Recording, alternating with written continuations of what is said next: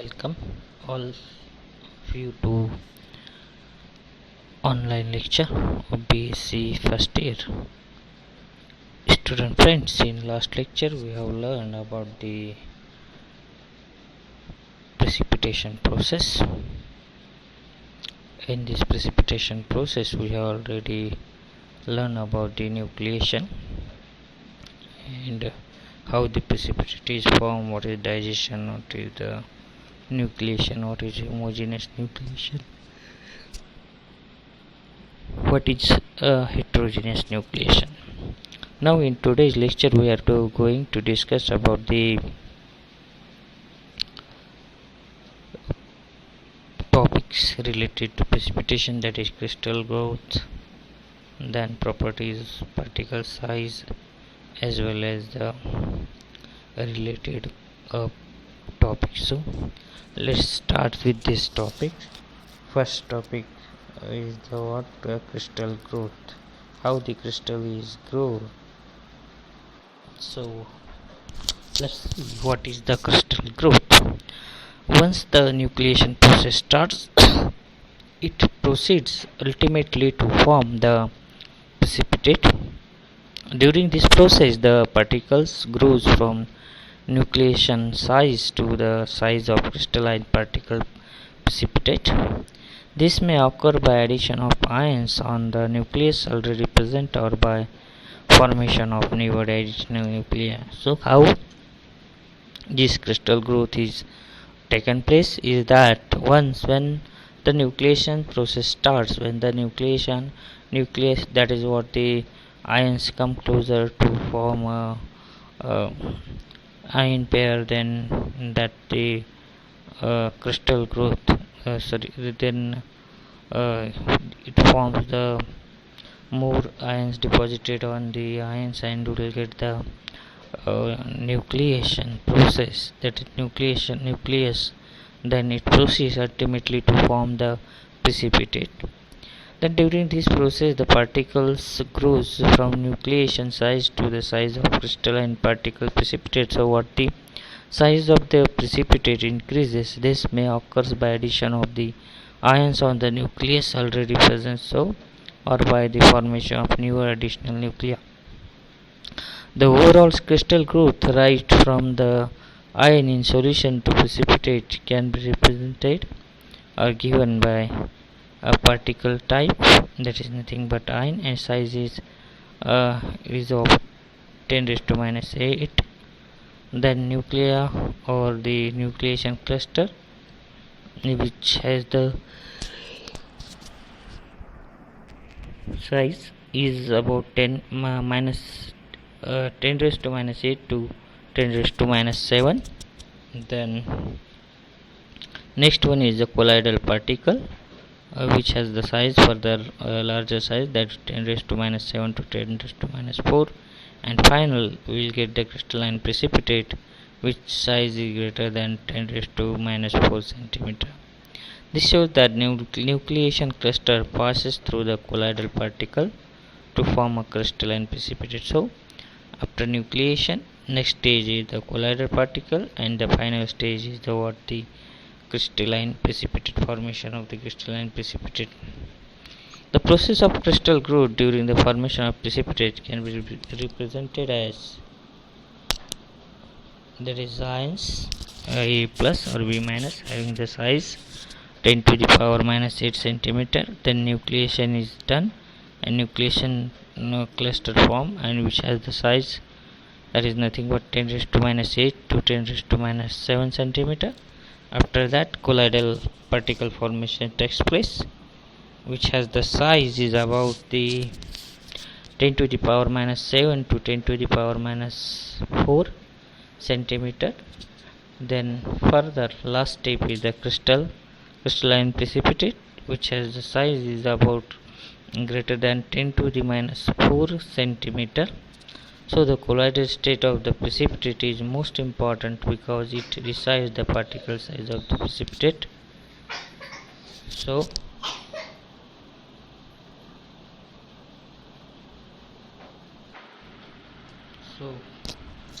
the next topic is the properties of precipitate. The particle size as is the first property of the precipitate, that is what the particle size. As we know that the ease of filtration and ease of purification are influenced by the particle size of solid precipitate. So how one can easily filter the precipitate and easily purify the precipitate is influenced by means of the particle size of the solid precipitate. The relationship between the particle size and ease of filtration is straightforward. So, the crystalline precipitate are readily obtained or retained on the filter paper and permit rapid filtration, whereas fine precipitate are not retained on the filter paper and require dense filter papers and also permit low filtration rate. So, when the particle size is bigger, filtration is faster. There is crystalline precipitate is there, filtration is faster and will get the residue on the filter paper. But in case of the fine precipitate, fine particle size, we do not get the filtration well, so we require dense filter paper, so the filtration is low filtration or the permitted low filtration rate. The relationship between the particle size and purity of precipitate is more complex. That is, an increase in particle size of the precipitate results in decrease in soluble contaminants. So, if the particle size increases, the soluble contaminants decreases. So, this will be studied while cleaning with while dealing with co-precipitation. Then let us consider the process of precipitation of salt AB, starting with the ion A plus and B minus in aqueous solution. The ions are of the order of few angstrom, that is a unit that is nothing but 10 raised to minus 8 centimeter in diameter. When the solubility product is suppressed, A plus and B minus ions combine together to form a crystal lattice and growing suddenly large to the full to bottom of the container or by the force of gravity. So A plus plus B minus gives AB. As a general rule, it is said that the particle can settle to the bottom of the solution only when it attains the diameter greater than 10 to the power minus 4 centimeter. So, when the particle size is lower, greater, then the settle down of precipitate is occur, and that is diameter greater than 10 to the power minus 4 centimeter, then settle down of particle takes place. During the growth process of the precipitate, the particle passes through the colloidal range and we represent the precipitation process. So as we have already seen that the particle passes through the nucleation state, then the colloidal precipitate particle, that is colloidal stage or colloidal range, and after that the crystallization occurs. So one can represent the precipitation, that is ions in the solution having the size is 10 to the power minus 8 centimeter, then colloidal particles about size is 10 to the power minus 7 to 10 to the power minus 4 centimeter, then crystalline particle precipitate, the size is greater than 10 to the power minus 4 centimeter diameter. So individual colloidal particles are also so small as to invisible by our naked eyes, that is having the diameter 10 to the power minus 7 to 10 to the power minus 4 centimeter. These particles show no tendency to settle out from the solution, nor they are retained upon the common filtering media. So the crystalline particles precipitate on the other hand tend to settle out rapidly because of their size, which is greater than 10 to the power minus 4 centimeter and are rarely filtered. So if the particle is a colloidal type of particle, or the size is less as 10 to the power minus 7 to 10 to the power minus 4 centimeter in diameter, then they do not settle out, or they do not retain upon the common filtering media.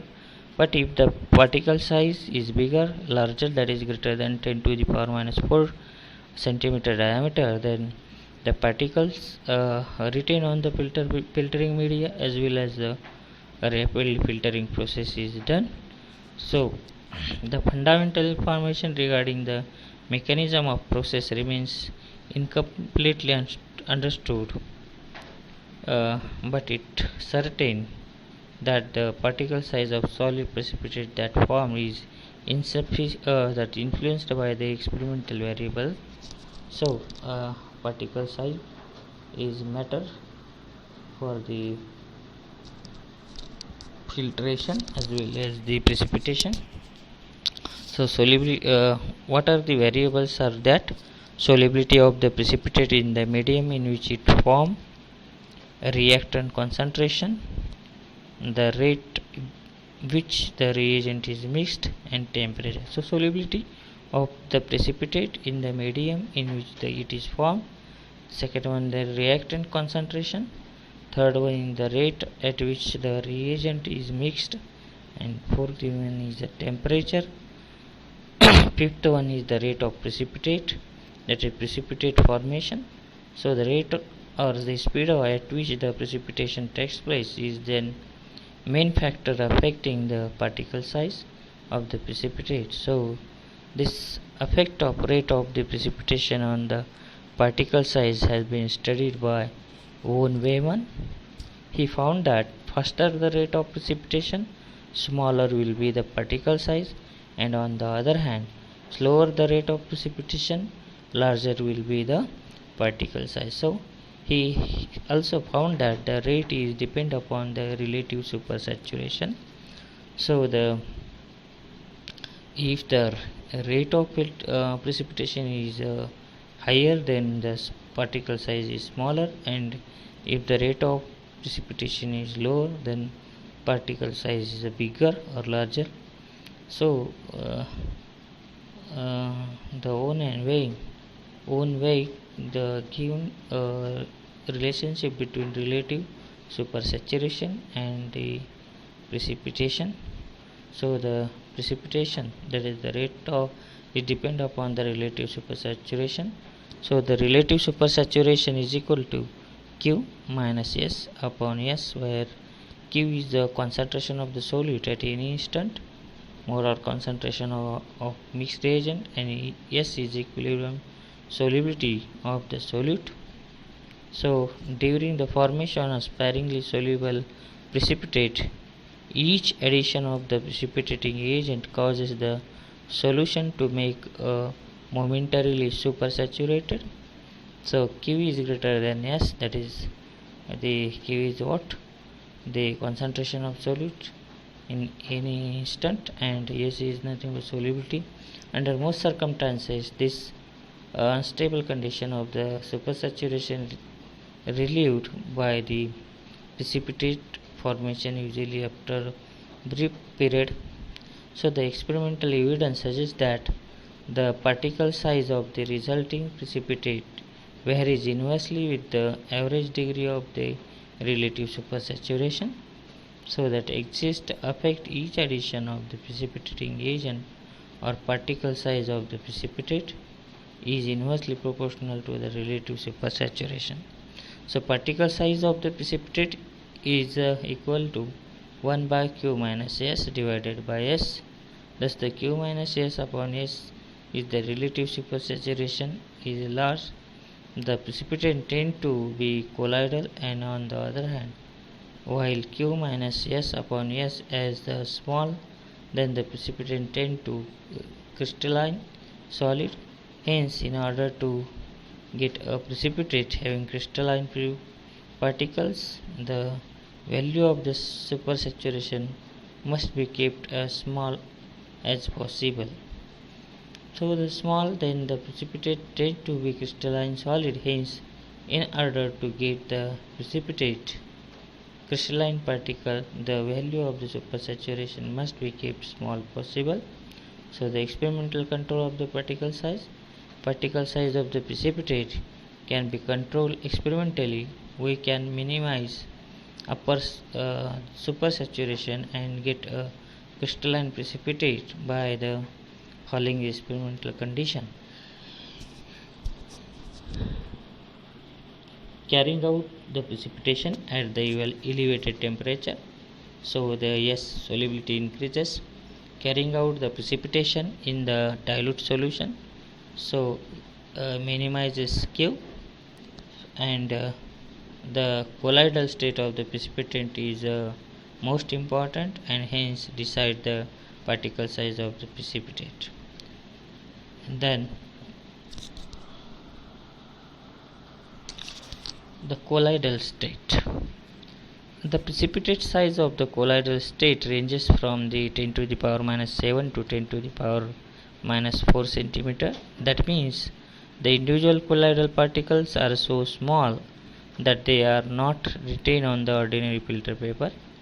Furthermore, they do not settle out of the solution under the influence of gravity.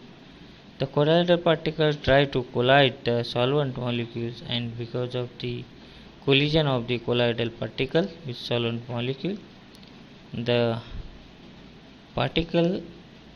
colloidal particle exhibits a sort of zigzag motion called as Brownian motion. The Brownian motion prevents the colloidal particle from settling out the solution under the influence of gravity. On the other hand, the crystalline suspension tend to settle out rapidly from the solution. These crystalline particles are readily filtered.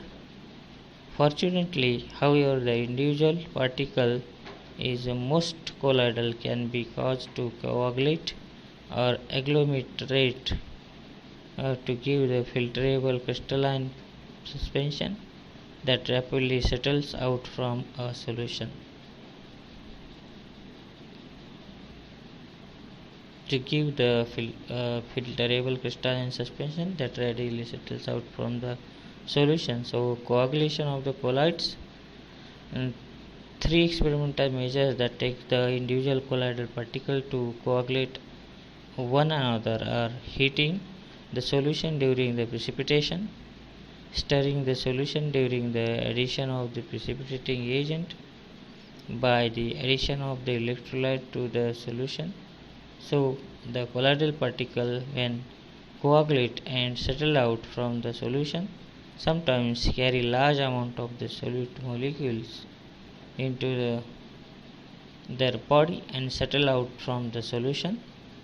The precipitate obtained by this process is called as a emulsoid. An example of precipitate is a ferric hydroxide. Some coagulated colloidal particle during this settling carry down little quantity of the solvent molecules along with them, and the precipitate obtained by this process is called as suspensionoid. Example is the precipitate of AgCl. So this is about the colloidal state. It is the particle size. It is 10 to the power minus 7 to 10 to the power minus 4. And further, what is the particle size are very small. They are not written on the ordinary filter paper. So furthermore they do not settle out and solution and influence the gravity. So colloidal particles are colloidal to the solvent molecules, and because of the collision of the colloidal particle with solvent molecule, the colloidal particles exhibit a short zigzag motion, so known as a Brownian movement. So this is about the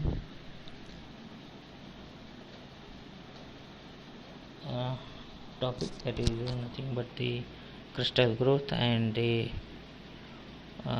properties of the precipitate, that is nothing particle size and the colloidal state. So if you have any queries regarding this topic, Please put your questions in the YouTube comment box. I will try to answer. Thank you. Thanks a lot. Have a nice day.